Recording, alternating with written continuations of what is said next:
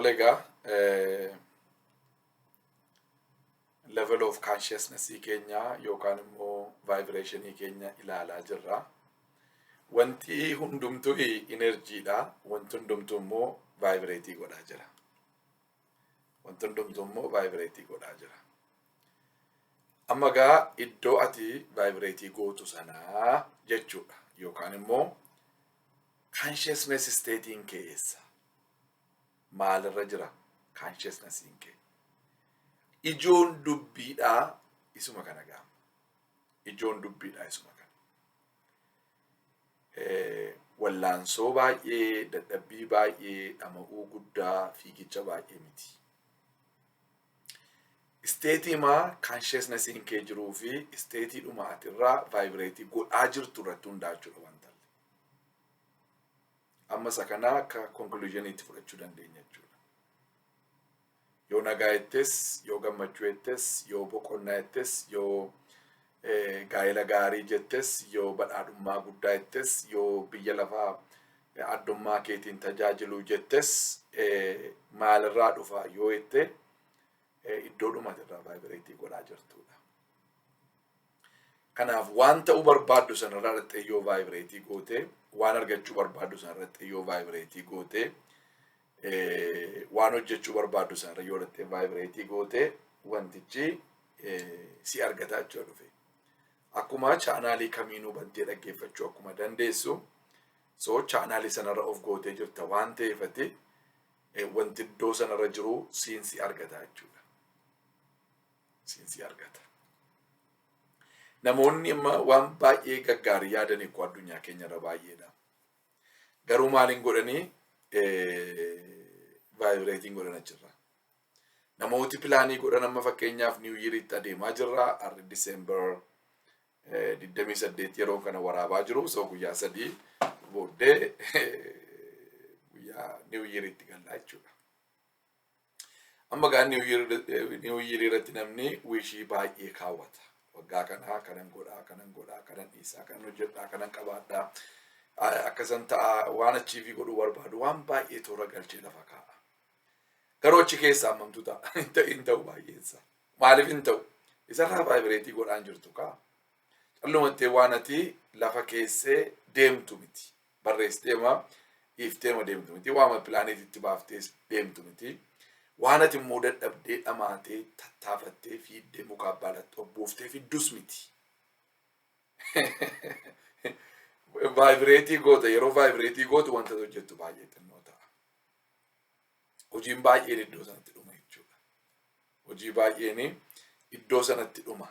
Yeroo sanaa resoursiin wanticha barbaachisu hundumti isaa ofii isaatii dhufee si argata. Namoota yoo ta'e namoota maateeriyaalii garaagaraa yoo ta'e waan sanaa. So wanti hundumtuu dhufeetu walitti qaqqabataa deema. Toora galaa deema. Bifa godhataa deema. Urgaa foolii qabaachaa deema. Karaarra bu'aa deema. Namootitti attraacted ta'aa deemu jechuudha. Yeroo akka kana ta'u. Kanaaf hojiin keenya inni guddaan iddoo inni itti hojjetamuun irra jiru iddoo kamitti yoo jettanii iddoo kanatti hojjetamuutu irra jira jechuudha. Wantoota garaagaraan isinii kaasa wantoota namoonni jiran. Namni kun wanti inni jedhu kaleessas isinii kaaseen ture. We change the world not by what we say or do, but as a consequence of what we have become. Biyya lafaa kanaa waan jennuu fi waan goonuun jijjiiruu hin dandeenyuudha. Biyya lafaa jijjiiruu hin dandeenya? Eeyyee. Biyyi lafaa karaa kee waan jijjiiramtu qabdi? Eeyyee. Biyyi lafaa waan sirraa hedduu qabdi? Eeyyee. Ati waan biyya lafaa jijjiiruu qabdaa? Eeyyee. Namni hundumtuu kana qabaa? Eeyyee. Kana qabaachuuf smartii ta'uun sirra hin jiru. Kana qabaachuuf mataadhaa cabuun sirra hin jiru. Kana qabaachuuf kolleejjii galuun sirra hin jiru. Namni hundumtuu waan ittiin biyya lafaa jijjiiruu qaba. Garuu jedha nami kuni waan dubbannuu fi waan hojjennuun utuu hin taane waan taanuun jedha. Ta'uun barbaachisaadha jechuudha. Hojii amma akkoo namni waan ofii isaatiin taane iyyuu waan baay'ee hojjetam. Waan itti namanne iyyuu namni waan baay'ee hojjetam. Hojiin akka jirutti akkoo namni qarsi qaxareedhuma kan akka ittiin naa hojjedhode dhimma isaan qabdu hin beektusi siin galusi callumatti teesseetu clip walitti godhaa ooltaame koo just to make money. Breekii yeroo akkasii bahe siin jedhaa sa'aatiitti breekii baatu sitti himaa sa'aatiitti ciree nyaatu sitti himaa sa'aatiitti buna dhudhu sitti himaa sa'aatiitti achi galtu sitti himaa sa'aatiitti achi baatu sitti himaa sii galee jireenya kee kontiroolii godhe jechuudha oonii si godhe jechuudha.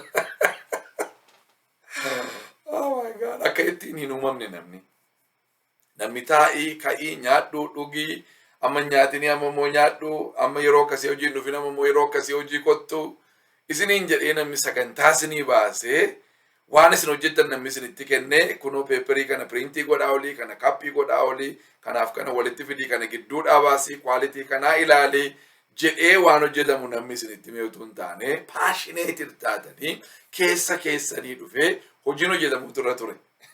Hojiin hojjetamuutu irra ture. Garuu akkas hin taane amma addunyaan keenya akka jirutti maal ta'eera jechuudha jijjiirameera jechuudha. Kanaan amma gaa kun amma waan godhaa jirta garuu wanta gootu kun addunyaan jijjiiru baay'isoo. Waa hojjetaa jirta biiziidha Monday to Friday dhaqaa jirta sa'aatii 40 guyyaatti torbanitti hojjetaa jirta guyyaatti sa'aatii 8 hojjetaa jirta karaa irratti sa'aatii 1 sa'aatii 2 balleessita hojiin hojjetamaa jira hojii hojjetaa irratti jettee biiziidhaati si galee garuu wanta kanaan biyya lafaa hin jijjiirtu. Wanti jettu mootarii waan baay'ee qabda waan jettu kanaan immoo biyya lafaa hin jijjiirtu. Of course waan gaarii jechuun gaariidha. At least positive energy release gochuu fi garuu isaan kun hundumtuu dhiibbaan isaanii baay'ee xinnoodha.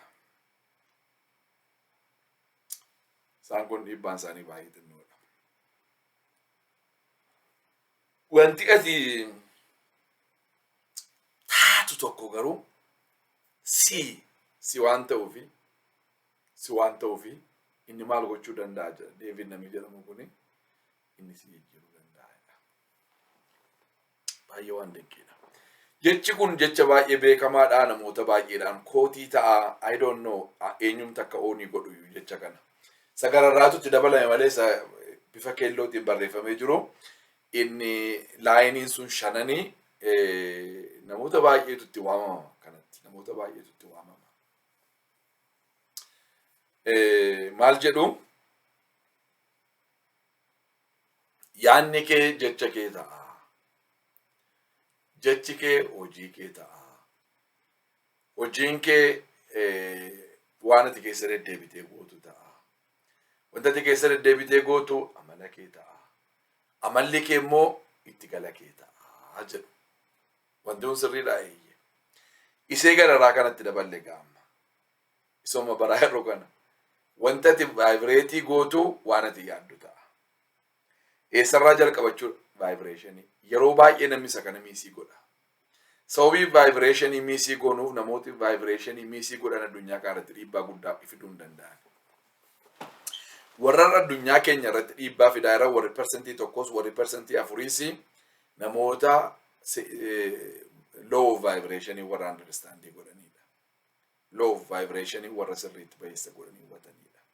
Kanaaf isaan maal jedhu wanti hundumtuu vibrate irra jalqaba. Wanti nuyi vibrate goonu immoo waan nuyi yaannu ta'a. Wanti nuyi yaannu immoo jechoota keenya ta'a waan nuyi dubbannu ta'a. Wanti nuyi dubbannu immoo in uumama hojiitti geeddarama actionii ta'a. Wanti nuyi hojiitti geeddaru sun immoo deddeebi'ee godhama. Fakkeenyaaf konkolaataa yeroo hundumaa oofna almost. Deddeebinee goona jechuudha. Dhiifama guddaasaa. Yeroo deddeebinee goonu immoo maal ta'a? Amala keenya ta'a, kaaraakterii keenya ta'a. Amala keenya yeroo ta'u maal ta'a? Itti gala keenya ta'a. Kanaafuu eessa sirreessuun nurra raree vibration keenya. Amma si'a tokko gidduu isaa sirreessuu barbaanna. No actionii kun jijjiireenna. Actionii kaatee jijjiiruu hin dandeessu. Actionii jijjiiruudhaaf wordii kee jijjiiruu sirra. Isa jijjiiruudhaaf thoughts kee jijjiiruu sirra jira. Isa jijjiiruudhaaf vibrationii kee jijjiiruu sirra jira. No kaaraakterii kun jijjiireenna. Kaaraakterii jijjiiruuf habitii kee jijjiiruu sirra jira. Habitii jijjiiruuf actionii jijjiiruu sirra jira. Actionii jijjiiruudhaaf immoo jechoota jijjiiruu sirra jira. Isaanin jijjiiruuf yaadota jijjiiruu sirra jira. Isaanin jijjiiruuf vibrationii kee jijjiiruu sirra jira. iddootti vibrate gootu sana yoo jijjiirte energiidha wajjin wal agarte jechuudha. Wanti hundumtuu energiidha waan ta'eef humnaa wajjin wal agarta. Humna isaa uumaa biraa sii kenname. Sa jireenya kee iddoo inni jiru fuudhee iddoo biraa gochuu danda'u. Jireenya kee entirely jireenya keetii akka jirutti jijjiiree nama biraa si gochuu, nama haaraa si gochuu danda'u sana energy sana fudhanna jechuudha gaafa vibrate goonu. Kanaaf iddoo irraa vibrate goonu sanarraa ka'a jechuudha wanta. Iyyumi keessa achirraa ka'ee situ vibrate godhee dhukkubi keessa achirraa ka'ee ko'ummaan keessa achirraa ka'ee gaddi keessa boo'ichi keessa achirraa ka'ee aariin keessa achirraa ka'ee dheekkamsi keessa of jibbuun keessa achirraa ka'ee milkaa'uu dadhabuun kee achirraa ka'ee kophaa ta'uun kee achirraa ka'ee waanuma vibrate godhaa turte sanatu jiraataa jirta jechuudha ammati. Yeeyyee namnis waan si uume qabaa. Namni subconscious mind keetti ergatti gadameessa keessatti ji'a 3 taatee kaasee hamma waggaa 7 sitti gashaa ture. Waggaa 7 kaateetis immoo erga conscious ta'utti kaatee itti amantee naa taa'attee ofii keetti dabalaa turte. Namoonnis dhiibbaa qabu garuu isuma kan namootaaf isa kan keetiif vibrate godhaa turteetu jireenya sana argatte jechuudha. Jireenya amma qabdu kana. Kanaaf kun geeddaramuu hin danda'a, kun geeddaramuu hin danda'a. Maal jijjiiruudhaan? Vibrationii keenya jijjiiruudhaan. Iddoo irraa vibrate goonu sana yoo jijjiirree ta'uutii keenya takka jirutti jijjiirama, jechoota keenya jijjiirama, actionii keenya jijjiirama, habitii keenya jijjiirama, kaaraakterii keenya jijjiirama, destinationii keenya jijjiirama jechuudha. Isaan kun hundumti isaanii wal ga'anii, wal qabatanii, luuca'anii dhufanii akka isaan jijjiiramanii fi ati maal gochuudha? Ati iddoo irraa vibrate gootu jijjiiruu sirra jechuudha. Qabxii gurguddaa kana ja'anan isinii kaasuu barbaada. Your emotions, thoughts, memories, perceptions, and the reactions are a consequence of your vibration states. Agartanii? Miirri keenya, yaadni keenya, yaadannoonni keenya, isaan kun hundumtuu wantoonni nuyi gochuu yaallu jireenya keenya irratti mul'ataa argamaa dhaga'amaa jiru kun calaqqisaa jiru kun hundumti isaanii vibrationii keenya iddoo vibratii nuyi godhaa jirru irraa ka'eeti. Achirraa madda jechuudha wanti hundumtuu. Kana maaliifan keessa deddeebi'ee isinitti himan madda isaa beektanii ennaan fayyisuu dandeessu. Madda isaa beektanii ennaan sirreessuu dandeessu.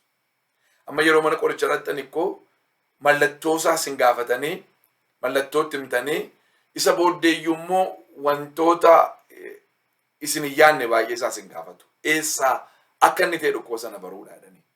Yoo isan barree ta'ee akka titiriitii isin godhan hin qaban. Kanaaf amma nuyi amma calluma jennee ija isaa duwwaa wajjin diilii goona yoo ta'e hundee isaatti gadi buunee maalirraa dhufe kun eessaa ka'e kun maanni kooziin isaa seedhu sana bayeessa goonee hin ilaallu yoo ta'e ofumaa waaqidaa waa mallisii ta'a jechuudha. Kanaaf maal ta'utu irra jira? Beekuutu nurra jira. Isaan kana hundumaa miira nuyi qabaannu, yaada nuyi qabaannu, yaadannoo nuyi qabaannu, ilaalcha nuyi qabaannu, wanta akkaataa nuyi aktii godhaa jirru kana hunduma isaa kan nuu kennee isteetii nuyi irra vibrate godhaa jirrudha jechuudha.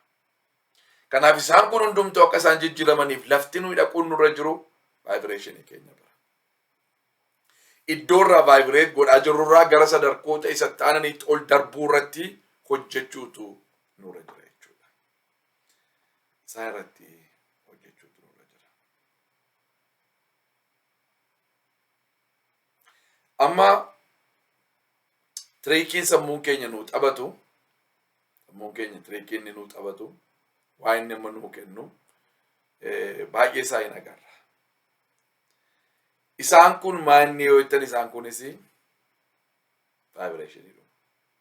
Isa nuyi already irraa taphataa jirudha. Isa kanarraa kan hafe waan biraa ta'uu hin danda'u. Sadaffaan isin dubbisuu yaala. Your vibration state has nothing to do with external circumstances.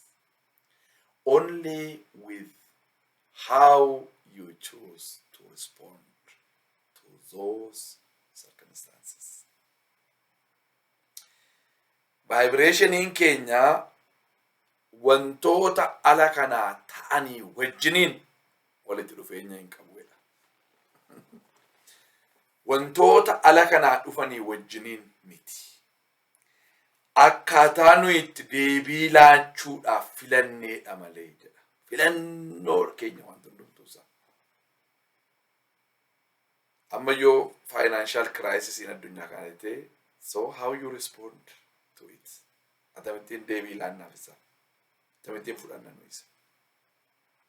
Kanaaf amma financial frequency ta'uusaa sana utuu hin taane akkaataa nuyi itti filannee deebii laannu. No, ani economic world mataa kootiin qabaan yoo jenna.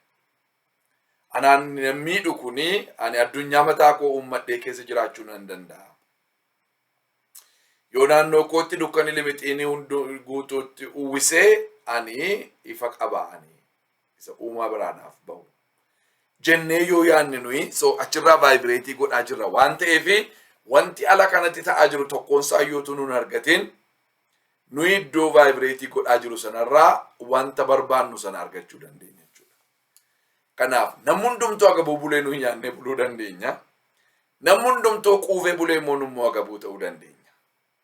Sababii smartii ta'uu dadhabneef dhandhee nyaaticha fudhachuu dinne miti. Sababii immoo smartii ta'aneef nuyi nyaannee quufnee warri kaan immoo agabuu bulaa jiru miti. Sababii nuyi vibrate godhaa jiruuf. Attamittiin wanta ala kanatti ta'aa jiruuf attamitti deebii akka nu ilaanneedha jechuudha. Murteessaan. You are not a victim. You choose your vibrate states. Happiness is a choice. Happiness is an inside job. It is not depend on the external circumstances. Amma nuyi akka victimii taanetti yaadu namooti baay'een. No, akkasumiti. Dhiiree wanti hundumtuu iddoo nuyi filannee irraa vibrate godhaa jirrudha. Iddoo amma vibrate irraa godhaa jirtutti yoo si geessi siika filannoo keeti. Dhiibbaan namaa keessaa of course jiran. Dhiibbaan namaa keessa jira. Garuu still you can say no. No jechuun dandeessaati. Amma garuu sababii filatteefati yoo like diddamarraa sheemii irraatu vibrate godhaa jirta yoo ta'esi filannoo keeti jechuudha inni. Yoommoo 700 gubbaarraa enlightenment irraatu vibrate godhaa jirta yoo ta'esi filannoo keetiin. Yoo 500 jaalalarraatu vibrate godhaa jirta yoo ta'e filannoo keeti.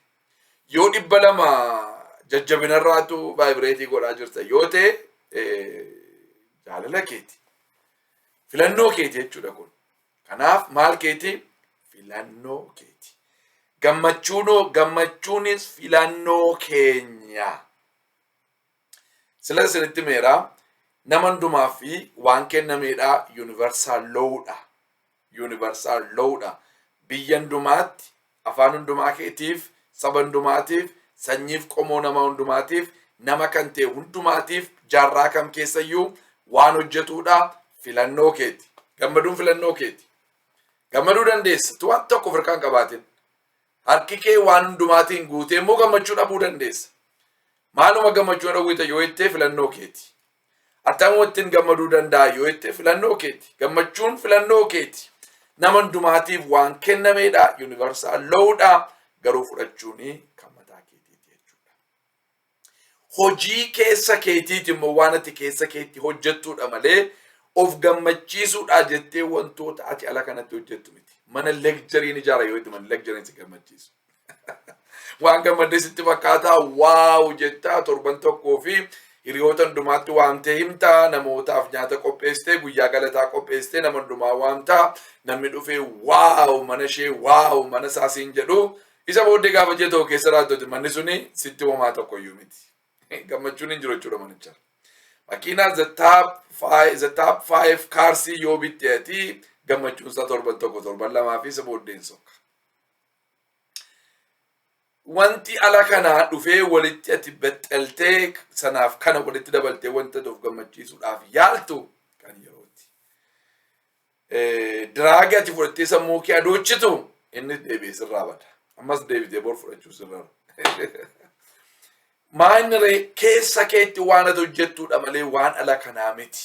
Kosmootiksii ati kee ati deemtu fuula keetti dibattee adeemtu miti. Maaskii ati godhattu miti. Wiigii ati qaxxalattu miti. Sigalee sartifikeetii digirii ati qabdu miti. Hojii ati hojjetaa jirtu miti. Maqaa aangoo taayitaa ala kanaa namni sii kennu miti. Keessa keeti. Utuu waan tokko hin jiraatin keessi kee gammaduutu irra jira. Gammachuun kee waatti rarra'uun irra hin jiru. Wanti inni itti rarreessuun yoo jigee waan duukaa jigu akka hin taanetti gammachuun kee yeroo hundumaa iddoo sanaa jiraachuu akka danda'utti hojii keessa keetiiti jechuudha. Waan ala kanaarratti waan dhaabbatu, waan ala kanaarratti waan hundaa'u wayii miti jechuudha. Gammachuun kee. Choosing how to respond is the basic for happiness. Akkatti deebifnu waan ala kana jiru hundumaaf akkatti deebifnu filachuun keenya gammachuu keenyaa fi bu'uura ta'a, hundee ta'a. Hundee ta'a. Waa uumuudhaaf milkaa'ummaa keenyaafis hundee ta'a. By the way, humni filannoodha baay'ee guddaadha. Humni filannoodha baay'ee guddaadha. Filannoon tokko tokko gatii dheeraa isin baasisa. Gatii dheeraa. Wantoota tokko tokko booddee deebi'uun waan hin danda'amne baay'ee jira. Yoo danda'ame iyyuu wanti tokko tokko immoo baay'ee gatii gurguddaa isin baasisa. Filannoo gaa'elaa dogoggoruun baay'ee gatii gurguddaa isin baasisa. Ni galee kanaaf filannoo irratti baay'ee eeggannaa gochuun baay'ee barbaachisaadha. Keessumatti umuriin itti gaa'ela filan immoo umurii gahaa miti baay'ee umuriin suni waggaa 20 waggaa 25tti gariitti namooti gaa'ela keessa galu. So filannoon yeroo sanaa murtoon yeroo sanaa baay'ee dogoggora baay'ee qabaata. Baay'ee dogoggora qabaata. Garuu yoo kana keessa teessee ati imagination keetiin yoo isa ilaalte visualization keetiin yoo argiteette gaa'ela akkamii, haadha manaa akkamii, jireenya akkamii, mana akkamii, hojii akkamii yeroo isa ilaaltu isa attract goota waan ta'eef inni barumsa kana booddee gaa'ela yoo filatte barumsa kana booddee wanta ati gootu hundumtuu baay'ee jasii godhata. Kanarraa kan hafe filannoon baay'een isaa si fuudhee waan badu ta'a jechuudha.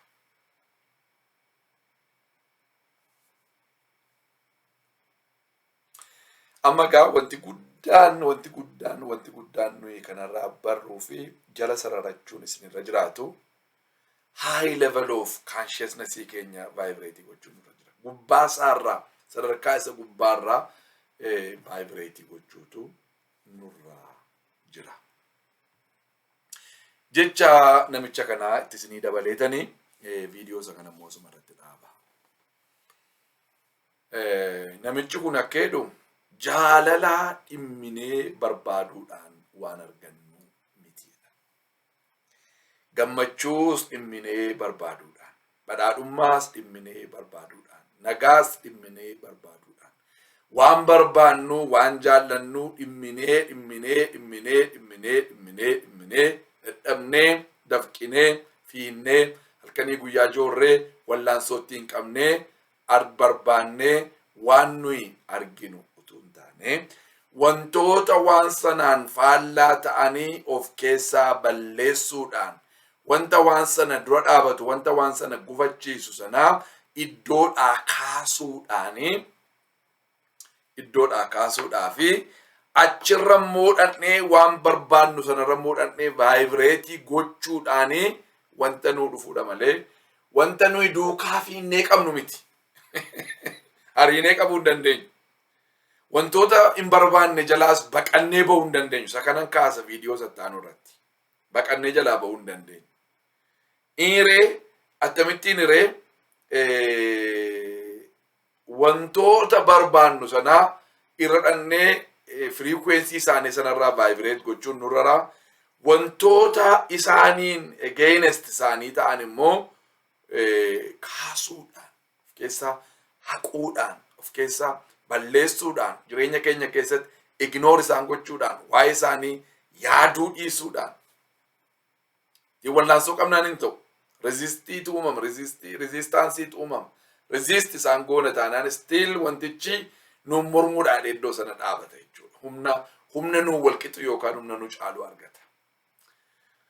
Kanaaf wantoota barbaaddan sanarraa taphachuun nurra jechuudha. Firiikweensii isaarra dhannee of keenya taphachuun nurra. Viidiyoo isa kana asumatti hin dhaabaa garuu isuma kanarraanii isinii jalqabee gara sattaanuutti isin fuudha.